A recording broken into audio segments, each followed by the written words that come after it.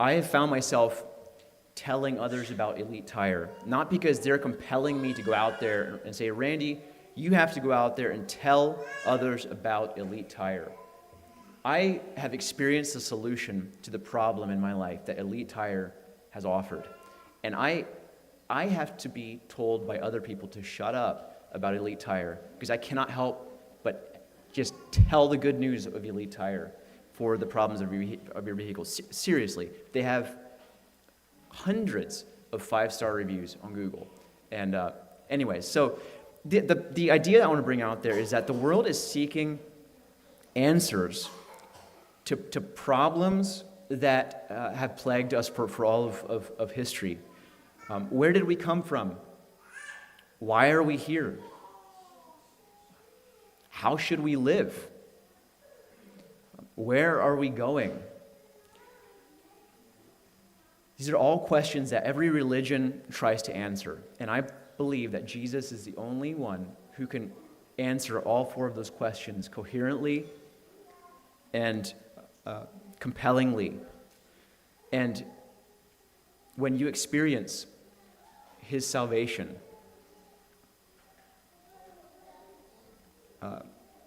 you can't help but tell others about him. Evangelism is one beggar telling another beggar where to get bread. We're beggars looking for bread. And when you get bread from Jesus, you want to tell other beggars where you can find that bread. So why do I evangelize? Jesus is the solution to humans' greatest problems. Thirdly, Jesus has called us to be his witnesses. Jesus has called us to be his witnesses. We're very familiar with the Great Commission, where Jesus' final words to his disciples are, go into the uttermost parts of the world, make disciples, proclaim, baptizing them in the name of the Father, the Son, and the Holy Spirit, and teaching them to observe all I have commanded you, and behold, I'm with you always to the end of the age. Spreading the gospel was not a suggestion or an option for, sort of a bonus option for super Christians. It was something that the early church just did. They went out into the world wherever they lived. They told others about this Jesus who could solve the world's brokenness.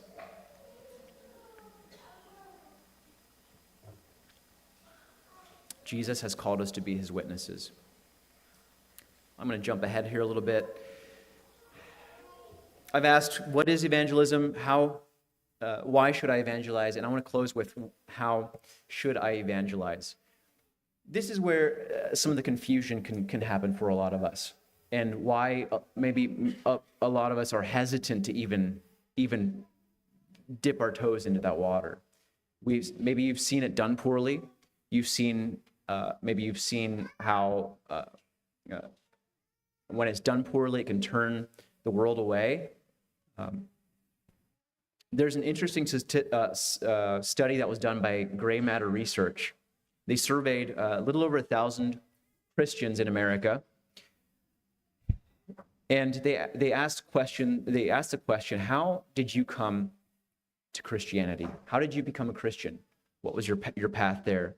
And 96% of these 1,000 plus people that were surveyed said that there was between 3 and 4 different influences that brought them to a place of conversion. Some of the main ones were church, family or spouses, personal Bible reading, friends, Christian books, events, radio or TV programs, and then difficulties or tragedies that drove them to God. Sometimes when we think about evangelism, we think of engaging in a task where I talk to a complete stranger, introduce them to Jesus, get them to pray the sinner's prayer, and have them converted at the end of that initial conversation. And if that's your view of evangelism,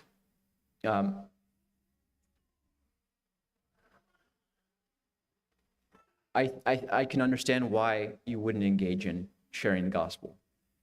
So 3 to 4 different influences are typical in the life of somebody who's converted and converted to the faith of Christianity. There's a 71% chance that if you are one of those factors, you are not going to be the final one.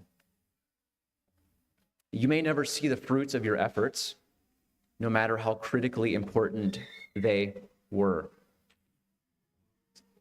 And I think this is where we're called to focus on faithfulness rather than focusing on fruitfulness. I don't think it's either or.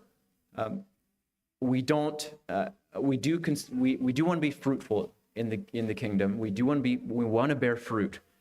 But what I've seen in my life is when I don't bear fruit, then I stop being faithful. And God is calling you and I to be faithful and to not focus on being fruitful, if that makes any sense. I have a little object lesson. I'm going to need 2 volunteers to come forth. Okay, Troy. And Troy, I'm going to let you pick somebody else to come up here.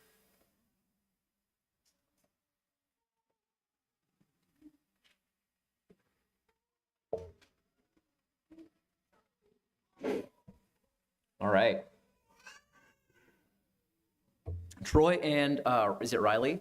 Okay, you guys can stand right in front here. Troy, you can stand on this side.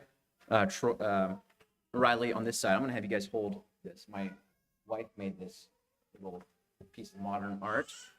This is a chain, and I want to illustrate this reality that evangelism is a work that takes more than one person.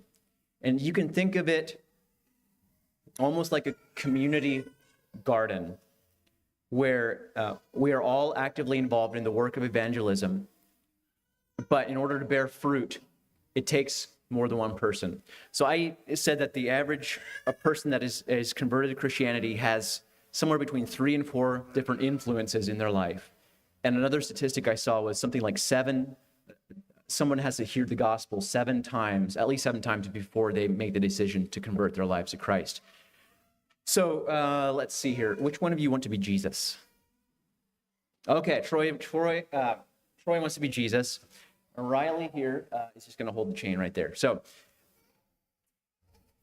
I want you all to think of each of these links as a little influence on the path to Jesus. And you might not be the single link that introduces someone to a sinner to Jesus and converts them or brings them to a place of conversion.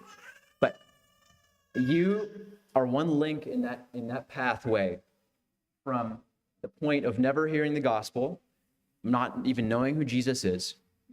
If that's where you're beginning, every Christian is involved in this chain. And when you share the gospel with someone, when you witness about Jesus, when you tell others about what he's done in your life, you are one little link in that chain that someone may experience on their path to Jesus. You might not see the fruit. You might not ever see them come to faith. But be encouraged in knowing that your efforts are not in vain. When you focus on being faithful rather than fruitful, that can give you the motivation to serve faithfully, share the gospel, and know that you were a piece in someone's life who comes to faith in Jesus. All right, you guys can let that go now and go back to your seats. Thank you, Riley and Troy.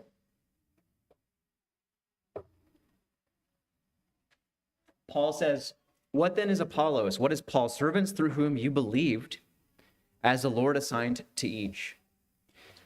I planted, Apollos watered, but God gave the growth. So neither he who plants nor he who waters is anything, but only God who gives the growth." That takes a lot of pressure off of our backs.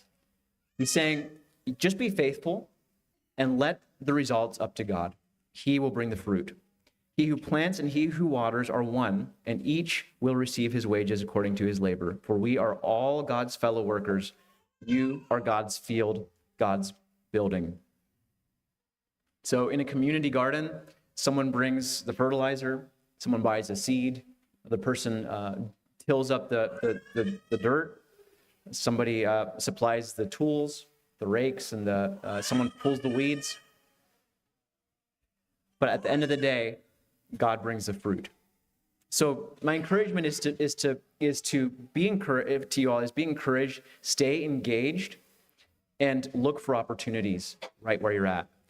I want to leave you with 3 very practical ways to start putting this into practice.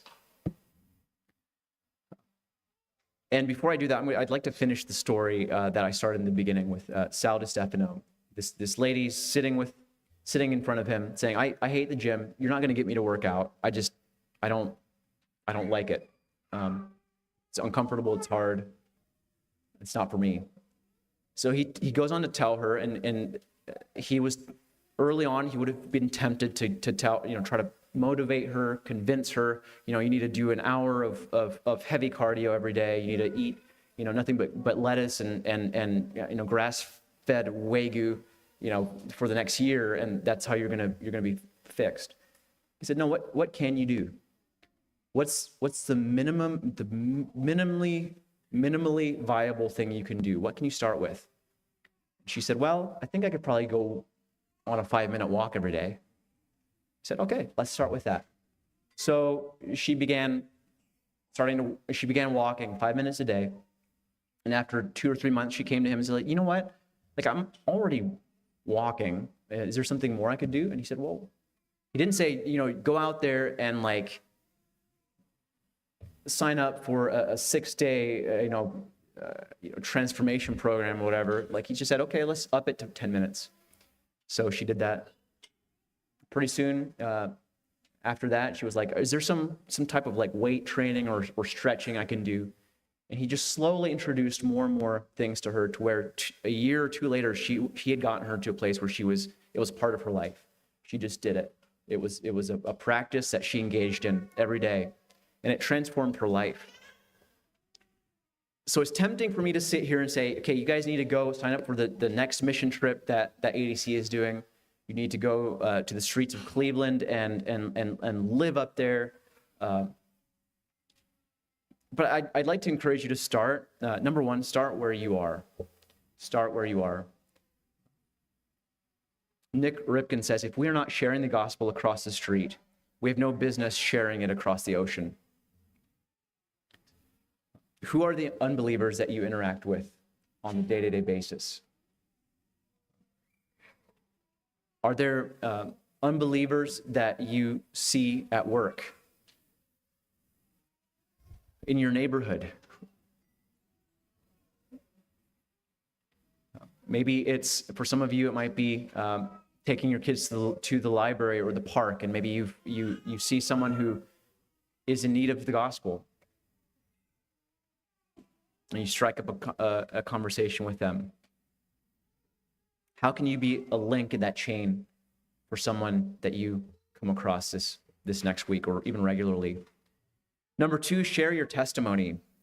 You don't have to get into these big, deep debates with unbelievers where you're really hashing it out.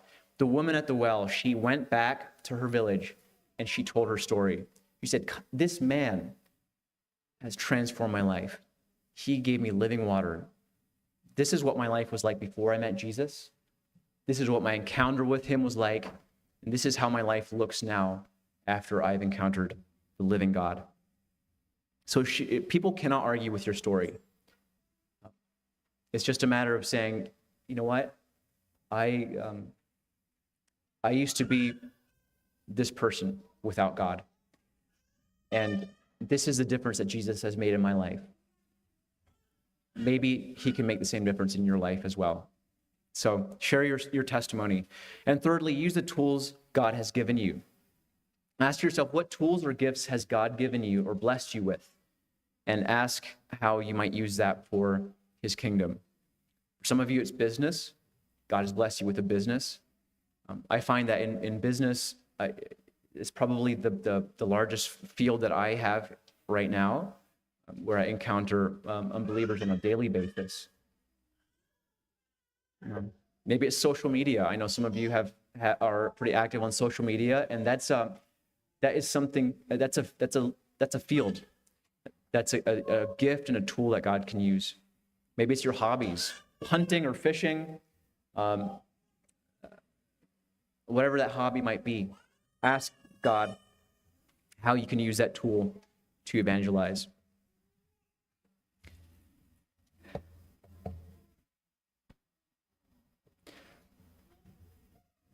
I hope that you don't come away from this disheartened or just lay down with more guilt.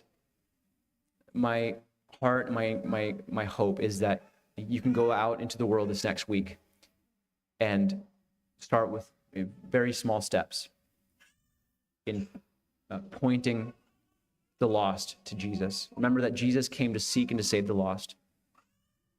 And he is inviting you and me to join him in that work. So God bless you all. I'm going to turn the time back over to Kim.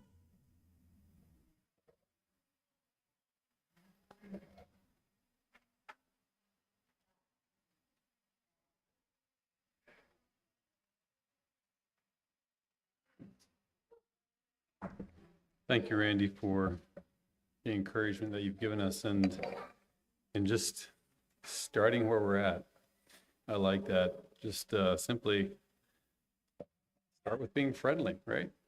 Sometimes it's easy to go in and out of the stores. And who was it? We had a hospitality Sunday school. That was good. Was it last week where we were encouraged just to connect with people wherever you're at. That can be evangelism. I'm just going to open up real quick here. Somebody has something you want to say, just raise your hand. We'll have the mic come to you. Steve.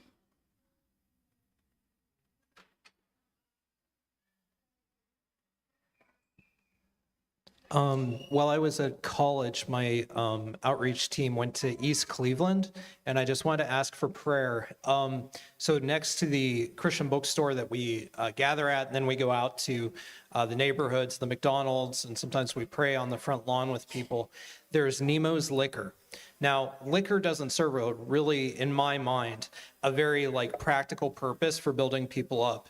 And this particular liquor store, Nemo's, I think the owner, Brian, because it brings drunk people past there all day, they purposely serve low-cost liquor that leads to drunkenness fast, and they're making a killing. The entire neighborhood just flocks there on Saturdays while we're there. They'll come to us and ask for prayer that they can give up drunkenness. It's sort of heartbreaking to watch prayer